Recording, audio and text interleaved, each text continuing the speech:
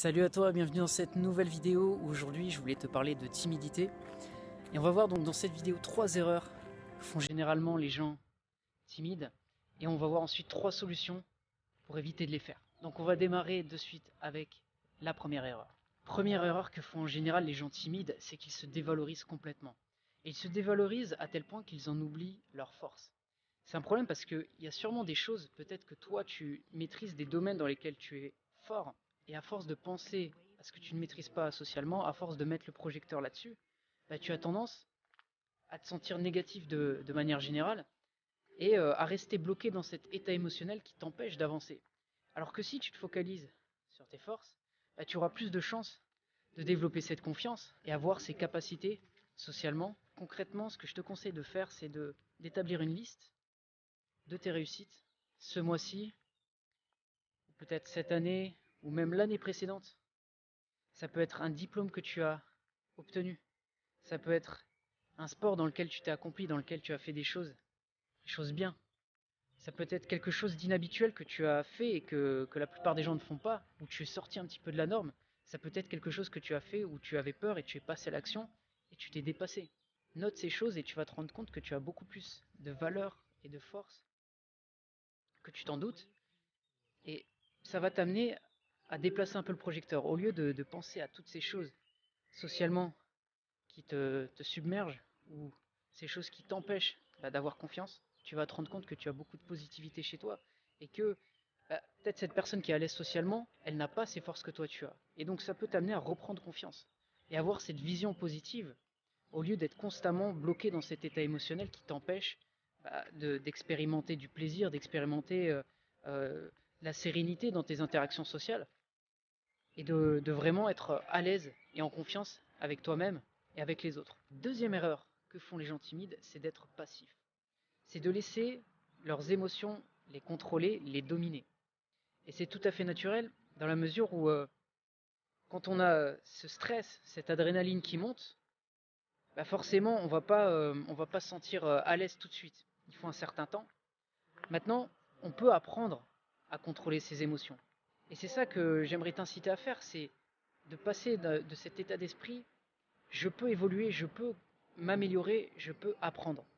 Parce qu'on a tendance à se dire que cet état émotionnel qu'on ressent, bah c'est définitif, on n'arrivera pas à changer. Et on a tendance aussi à voir la difficulté de manière vraiment importante, la difficulté à apprendre. Par exemple, si je te dis tu peux apprendre à contrôler tes émotions, tu vas voir ça comme vraiment difficile, alors que je suis sûr que si tu te penches sur la question et que tu persévères dans le temps, bah c'est quelque chose que tu vas maîtriser. Sauf qu'on est pris par nos vies, on a beaucoup de choses à faire, on a différents domaines à gérer, et du coup, on ne prend pas le temps de s'occuper de ces petites choses, de ces choses qui nous rendraient service, notamment si tu as envie de t'améliorer socialement. Donc je t'encourage vraiment à prendre du temps pour apprendre, pour te développer personnellement, comme tu le fais avec cette vidéo, et que tu sois dans une démarche de te dire je vais chercher des solutions. Des solutions, il y en a, c'est possible de s'améliorer.